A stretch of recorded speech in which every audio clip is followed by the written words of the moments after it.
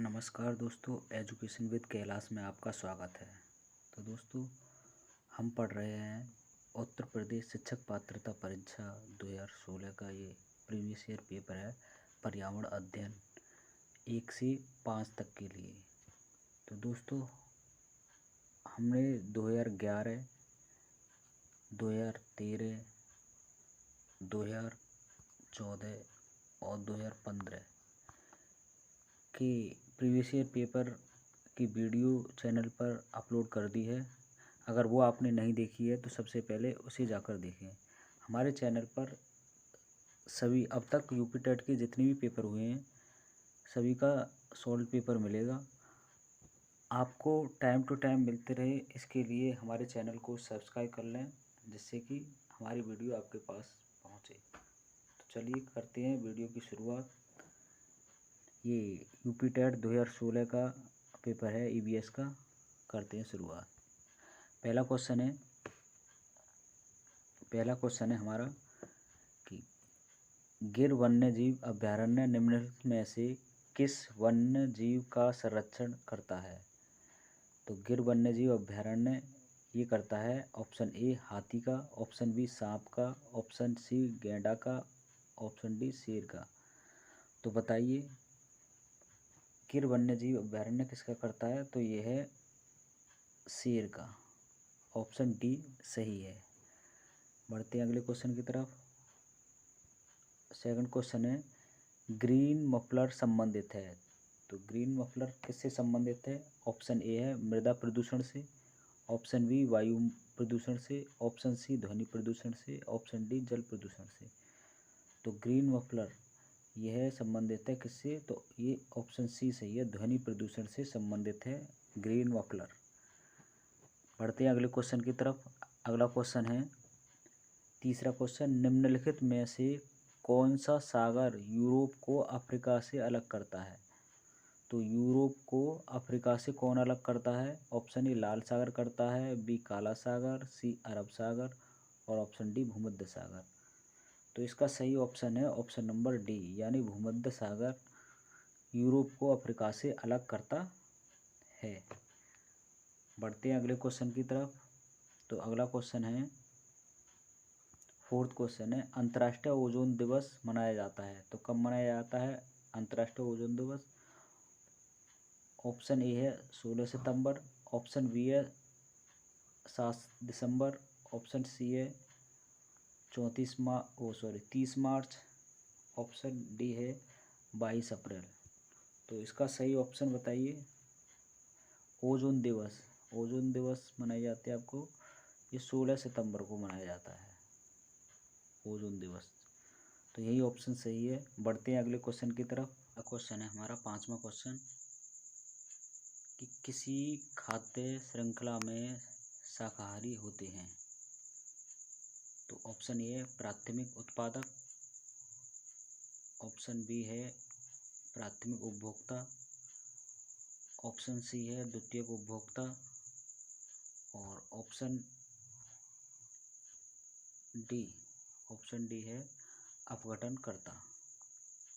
ठीक है, तो इसका सही ऑप्शन बताइए। खाद्य श्रृंखला में शाकाहारी होते हैं, तो शाकाहारी होते हैं, इसका ऑप्शन बी सही है।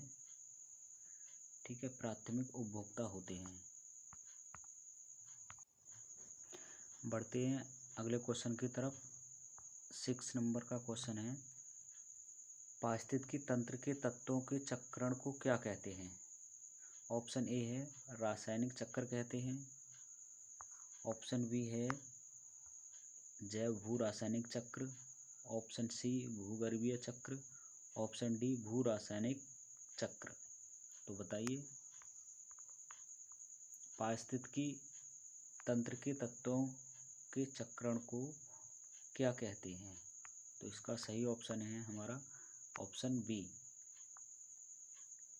जैव भू रासायनिक चक्र, इसका ये सही ऑप्शन है। अगला क्वेश्चन है निम्नलिखित ईंधनों में से कौन सा न्यूनतम पर्यावरणीय प्रदूषण उत्पन्न करता है? तो बताइए कौन सा है जो न्यूनतम पर्यावरण प्रदूषण उत्पन्न करता है? ऑप्शन ए डीजल करता है, option B petrol, option C hydrogen, option D कोयला। तो बताइए इसका सही ऑप्शन क्या है। तो इसका सही ऑप्शन है आपका जो न्यूनतम करता है वो है हाइड्रोजन। हाइड्रोजन सबसे कम प्रदूषण करता है ये, ठीक है। और ये तीनों आपके सबसे ज़्यादा प्रदूषण करते हैं। बढ़ते हैं अगले क्वेश्चन की तरफ। अगला क्वेश्चन है 8वां, संकटग्रस्त जंतु दैत्याकार पांडा पाया जाता है। तो दैत्याकार पांडा पाया जाता है कहाँ। ऑप्शन ए ऑस्ट्रेलिया में, ऑप्शन बी भारत में, ऑप्शन सी चीन में, ऑप्शन डी ब्राज़ील में। तो इसका सही ऑप्शन है सी चीन में। चीन में दैत्याकार पांडा पाया जाता है। बढ़ते हैं अगले क्वेश्चन की तरफ। अगला क्वेश्चन है 9 नंबर, निम्नलिखित गैस के कारण भोपाल गैस त्रासदी हुई। किसके कारण भोपाल गैस त्रासदी हुई। Option A chlorofluorocarbon, option B carbon dioxide, option C nitrous oxide, option D methyl isocyanate. तो बताइए भोपाल गैस त्रासदी किसके कारण हुई थी। तो ये हुई थी आपका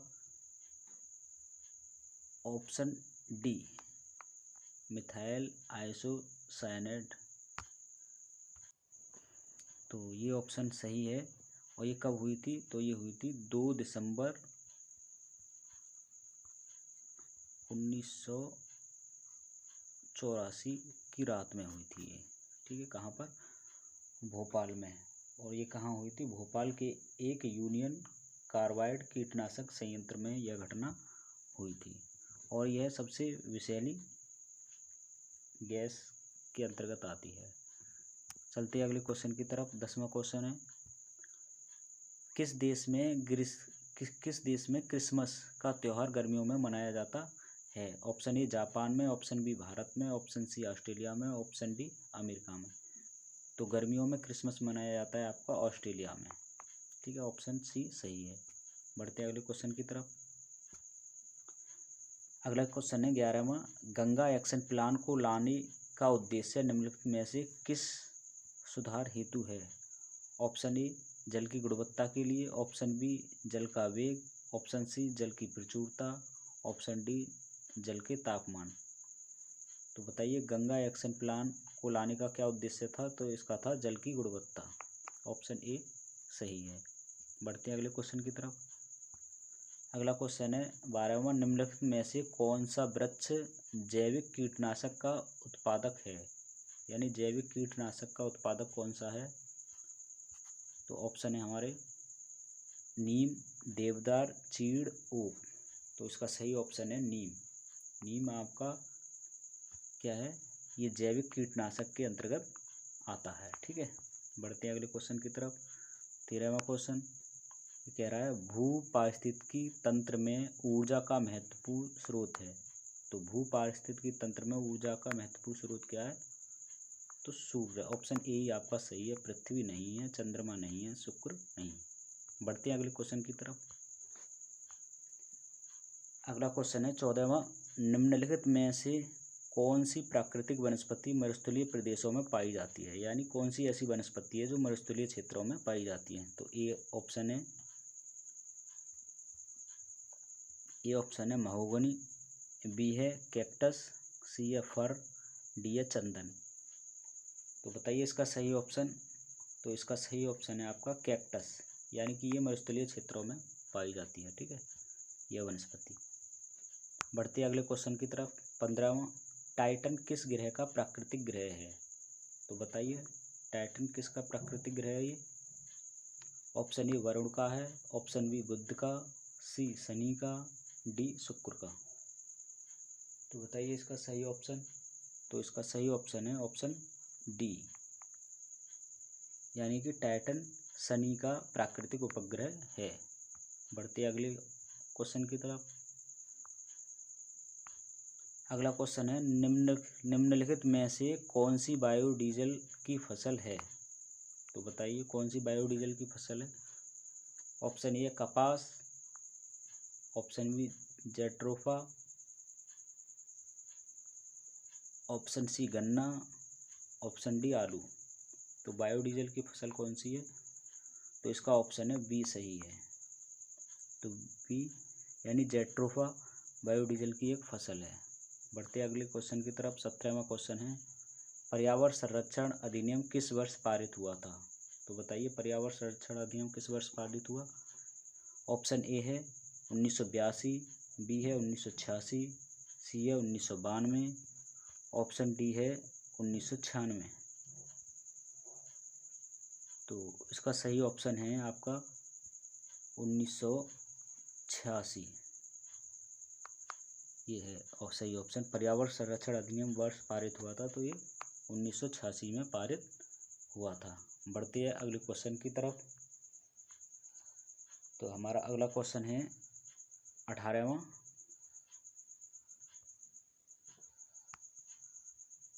18वां क्वेश्चन है, भूमंडलीय तापन का कारण है। तो भूमंडलीय तापन का कारण क्या है? इसमें दे रखा है ऑप्शन ए हिमनदों में वृद्धि, बी कार्बन डाइऑक्साइड में वृद्धि, सी कार्बन डाइऑक्साइड में कमी, डी वनों में वृद्धि। तो बताइए इसका सही ऑप्शन। भूमंडलीय तापन का कारण है तो इसका कारण है कार्बन डाइऑक्साइड में वृद्धि, यही इसका सही ऑप्शन है। बढ़ते अगले क्वेश्चन की तरफ। अगला क्वेश्चन है हमारा, तो अगला क्वेश्चन है 19वां। निम्नलिखित में से किसमें सर्वाधिक जैव विविधता पाई जाती है? तो किसमें सबसे ज़्यादा जैव विविधता पाई जाती है? ऑप्शन ए शीतोष्ण पर्णपाती वन वायुम, बी उष्णकटिबंधीय सदाबहार वर्षा वन वायुम, सी शीतोष्ण घास प्रदेश वायुम, डी सवाना वायुम। तो बताइए इसका सही ऑप्शन। तो जैव विविधता कहाँ पाई जाती है? तो ये पाई जाती है आपका उष्णकटिबंधीय सदाबहार वर्षा वन वायुम। तो ये ऑप्शन आपका सही है। बढ़ते अगले क्वेश्चन की तरफ। 20 नंबर है, निम्नलिखित में से किस मृदा का निर्माण लावा द्वारा होता है? तो लावा द्वारा किसका निर्माण होता है? लाल मिट्टी का होता है, बी काली मिट्टी का होता है, सी जलोढ़ मिट्टी का होता है, डी लैटेराइट मिट्टी का होता है। तो मृदा का निर्माण लावा द्वारा होता है तो ये होता है आपका काली मिट्टी का। ठीक है, और ये ज़्यादातर काली मिट्टी आपके महाराष्ट्र और गुजरात वाले क्षेत्रों में पाई जाती है। ठीक है, गुजरात महाराष्ट्र हो गया, इन क्षेत्रों में ज़्यादातर यह मिलती है। बढ़ते हैं अगले क्वेश्चन की तरफ। वायुमंडल की कौन सी परत प्रकाश की परावैंगनी किरणों को पृथ्वी की सतह पर आने से रोकती है? यानी परावैंगनी किरणों को आने से रोकती है, वो कौन सी सतह है? ऑप्शन ए समताप मंडल, ऑप्शन बी क्षोभ मंडल, ऑप्शन सी आयन मंडल, ऑप्शन डी मध्य मंडल। तो बताइए कौन सा मंडल है जो परावैंगनी किरणों को रोकता है? तो वो है समताप मंडल। और ये क्यों रोकता है? क्योंकि इसमें ओजोन की परत होती है। ठीक है, वो क्या काम करती है? परावैंगनी किरणों को आने से रोकती है। तो इसका सही ऑप्शन है समताप मंडल। 22 नंबर देखते हैं। राकेश कक्षा 5 पर्यावरण विज्ञान शिक्षक द्वारा दिए गए कार्य को समय से प्रस्तुत नहीं करता है, अतः उसे उपयुक्त सुधारात्मक उपाय हो सकता है। तो क्या है? राकेश है कक्षा 5 पर्यावरण विज्ञान शिक्षक द्वारा दिए गए कार्य को समय से प्रस्तुत नहीं करता, अतः सबसे उपयुक्त सुधारात्मक उपाय कौन सा होगा अगर वो नहीं करता? तो ऑप्शन ए प्रधानाध्यापक की जानकारी में लाना, ऑप्शन बी खेल की कक्षा में जाने पर प्रतिबंध लगाना, ऑप्शन सी उसकी अनियमितताओं के कारणों को जानकर उसे सही मार्गदर्शन देना, ऑप्शन डी उसकी अनियमितताओं की लिखित जानकारी माता पिता को देना। तो इसका सही ऑप्शन है, जैसा कि नाम से ही मालूम पड़ रहा है कि ऑप्शन सी उसकी अनियमितताओं के कारणों को जानकर उसे सही मार्गदर्शन देना। तो यही ऑप्शन इसका सही है।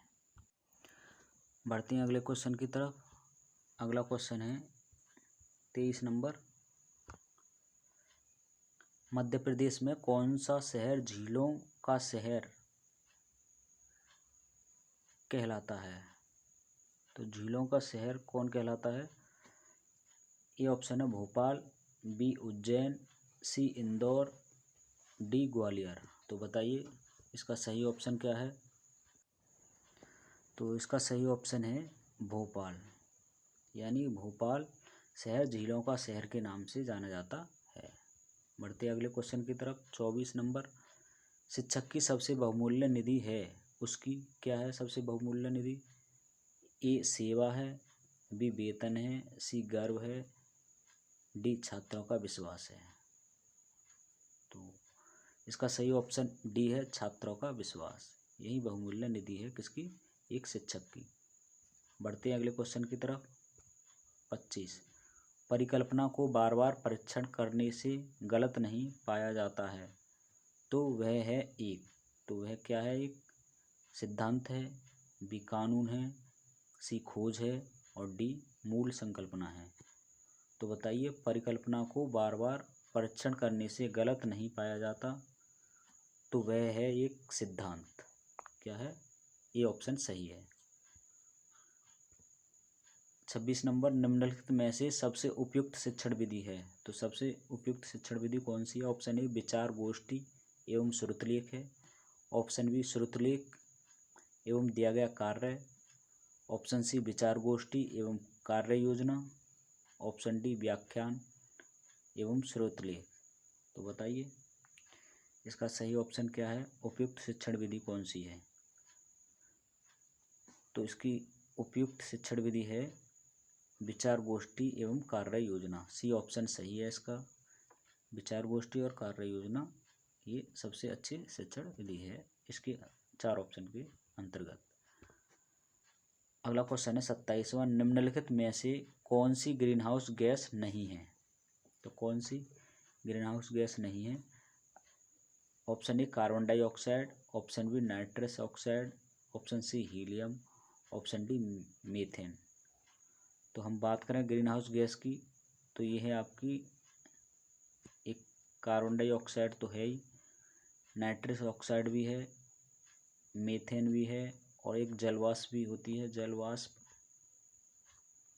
और CFC भी होती है, क्लोरोफ्लोरोकार्बन। तो इसका सही ऑप्शन है हीलियम, यानी कि सी ऑप्शन सही है, ये नहीं होती है ग्रीन हाउस गैस। ठीक है, अगले क्वेश्चन की तरफ पढ़ते हैं। 28 नंबर, ध्वनि प्रदूषण का मापन किस इकाई द्वारा किया जाता है?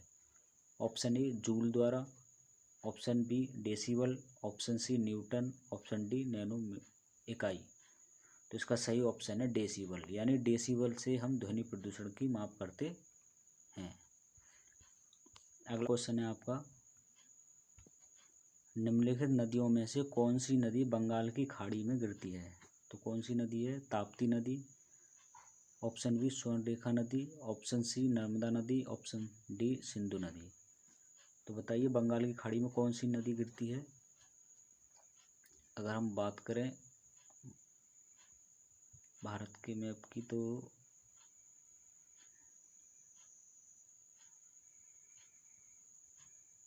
ये देखो, ये है आपका, यहाँ से निकलती है ताप्ती नदी और ऐसे करके अरब सागर में गिर जाती है। ये अरब सागर हो गया आपका और ये बंगाल की खाड़ी। ठीक है, यहाँ से निकलती है, ऐसे ही स्वर्णरेखा नदी ये आपकी झारखंड वाले क्षेत्र से निकलती है और ऐसे करके बंगाल की खाड़ी में गिर जाती है।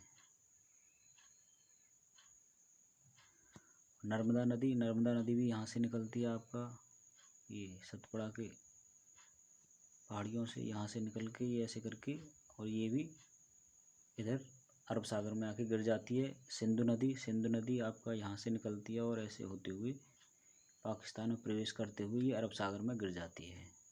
तो बंगाल की खाड़ी में कौन सी गिरती है? तो एक ही नदी है जिसका नाम है स्वर्णरेखा नदी, ऑप्शन बी सही है। चलते हैं अगले क्वेश्चन की तरफ। 30 नंबर है, निम्नलिखित में से किसकी स्थलाकृति का निर्माण हिमानी द्वारा हुआ है? ऑप्शन ए लेपेज, ऑप्शन बी यू आकार की घाटी, ऑप्शन सी बी आकार की घाटी, ऑप्शन डी जलप्रपात। तो बताइए किसकी स्थलाकृति का निर्माण हिमानी द्वारा हुआ है? तो ये ऑप्शन बी, यू आकार की घाटी का निर्माण हिमानी द्वारा हुआ है। तो ये आपके ईवीएस 2016 का प्रीवियस पेपर था, ये समाप्त हो गया। अब तक के लिए धन्यवाद। आपका दिन शुभ हो।